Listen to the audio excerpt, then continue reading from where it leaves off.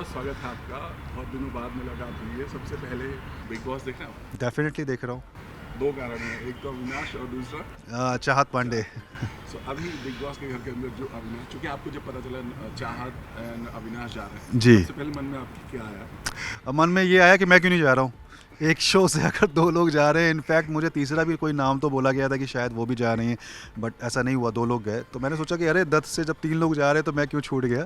खैर वो तो एक जोक हो गया कहीं ना कहीं, बट अच्छा लगा। अपने जानने वाले अगर आगे बढ़ते हैं, अच्छा काम करते हैं तो खुशी मिलती है। बट जिस तरह से घर के अंदर जाते ही जी।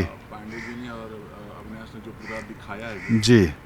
कैसे देखते हैं? जिस तरह पहला जो ये आया कि यही हीरो, चाहत के बारे में बोला, यही हीरो सब कुछ। देखिए, चाहत ने ये चीज़ कही कि मैं ही हीरो मैं ही हीरोइन, कहीं ना कहीं वो बात गलत नहीं है, लेकिन ये बात गलत है कि भाई मेरी वजह से शो से निकाल दिया गया हीरो लोगों को, वो गलत है। पहला हीरो जो था हमारा अरिजीत था। अरिजीत का शुरू से बहुत मन कम था करने का, लेकिन उसने किया, और जब उसको लगा 7-8 महीने बाद कि मुझे कुछ और करना चाहिए, तो वो खुद से शो छोड़ के गया।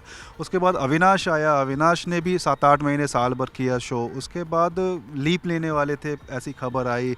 देन उसके बच्चे आ जाते, उसको नहीं था कि अभी भाई अब इतनी यंग एज में मैं वो किरदार करूं, तो राइट टाइम पे वो भी छोड़ कर चला गया।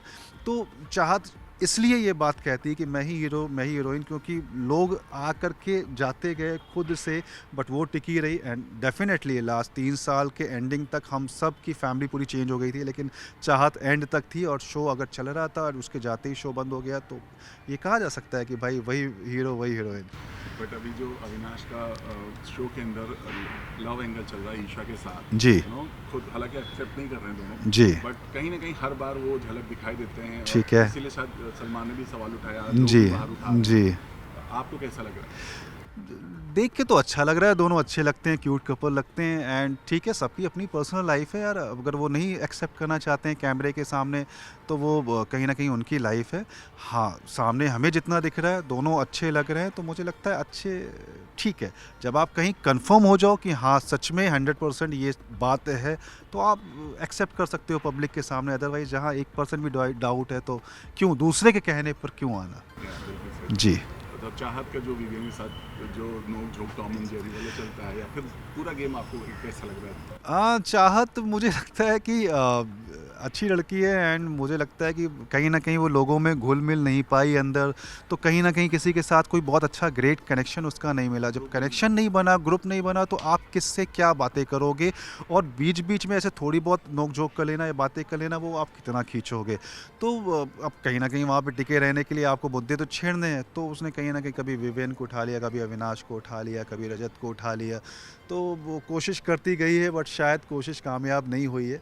तो मुझे लगता है कि थोड़े टाइम और उसके बाद शायद चाहत बाहर हो, बट ठीक है, जब तक है वो स्वीट है, उसने अच्छा किया अपना जो भी किया। अभी कल के वीकेंड के बाद में जिस तरह से ना विवियन की वाइफ आकर के और जी। रजत की मॉम आकर के पूरे गेम को उन्होंने समझाया उनको, जी। आपको क्या लगता है कितना सही है विवियन ने जो रंग दिखाया अभी? मुझे लगता है कि विवेन की वाइफ ने आकर के जो समझाया है, वो समझाया बहुत अच्छा है। वो कहीं न कहीं हर एक डायलॉग, हर एक बातें हमें गोली की तरह लग रही थी कि AK-47 लेकर के कोई बैठा है और दाएँ, दाएँ, दाएँ, दाएँ दिए चला जा रहा है। इस तरीके से, मतलब इतने टाइम के बाद अगर पति-पत्नी सामने आए, तो एक स्माइल होगी फेस पे, एक इमोशन। इमोशंस होंगे, वो चीज़ नहीं आई, सीधे मुद्दे की बात। एंड वेरी स्ट्रॉन्ग लेडी, उन्होंने बहुत ही स्ट्रॉन्ग तरीके से अपनी बातों को रखा, और विवेन को मुझे लगता है समझ में भी आया होगा, और कहीं न कहीं वो खुद से भी निराश था, इसलिए वो एक्सप्रेशंस उसके चेहरे पे नज़र आए।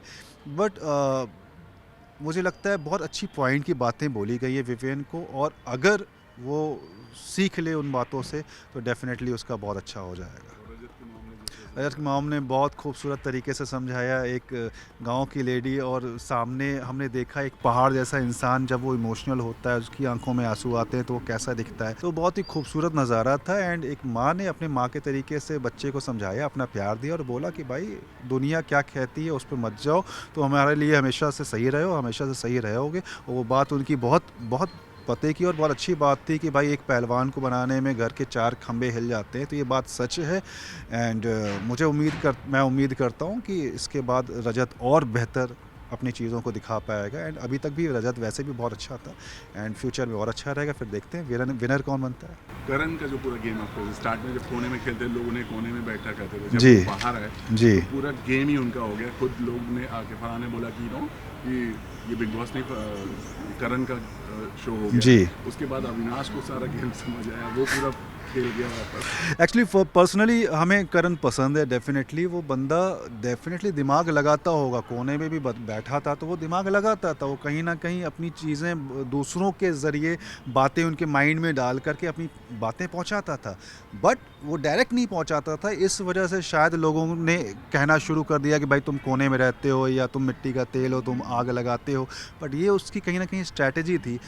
कुछ टाइम के बाद जब उसको फीडबैक मिला, उसको समझ में आया कि जो चीज़ मैं पीछे से कर रहा हूँ वो मुझे फ्रंट में आकर के करना है, तो शायद उस चीज़ का मुझे फ़ायदा मिलेगा। मैं दूसरों को बताकर दूसरों को फ़ायदा दिलवा रहा हूँ, उससे बेहतर है ना वही चीज़ मैं खुद बोलूँगा तो मुझे उसका फ़ायदा मिलेगा। तो अब करण ने वो चीज़ें करनी शुरू की हैं एंड ओवरऑल मुझे करण पसंद है एंड उम्मीद करता हूँ कि वो लेट्स सी लास्ट के 5 कौन होंगे। मुझे तो करण, विवियन, अविनाश, रजत एंड चौथा मैं अभी गेस नहीं कर सकता हूँ, बट या तो ईशा या चूम होनी चाहिए वहाँ पर।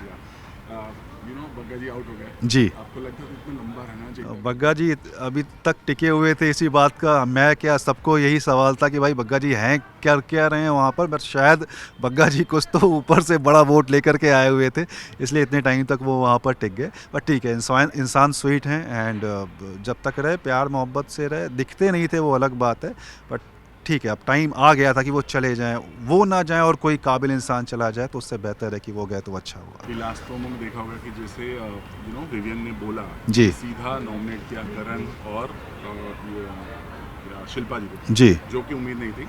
अब शॉक्ड हुए दोनों लोग इस बात को लेके। ये तब हुआ जब उनकी वाइफ ने उनको आपके साथ जी। आपको लगता है अब जाके डेफिनेटली जागे तो हैं, लेकिन उस पे भी वो कितना कर पाएंगे हमें आइडिया नहीं है। क्योंकि विवियन जैसा दिख रहा था अभी तक वो इंसान ही वैसा है, तो इंसान बहुत अच्छा है। वो is a good family man, is a good husband, good father.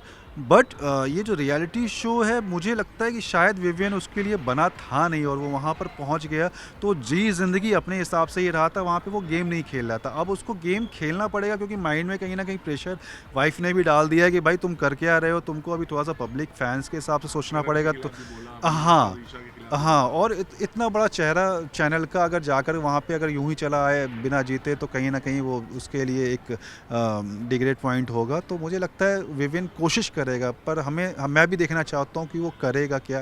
मुझे लगता है मज़ा आएगा आगे देखने में।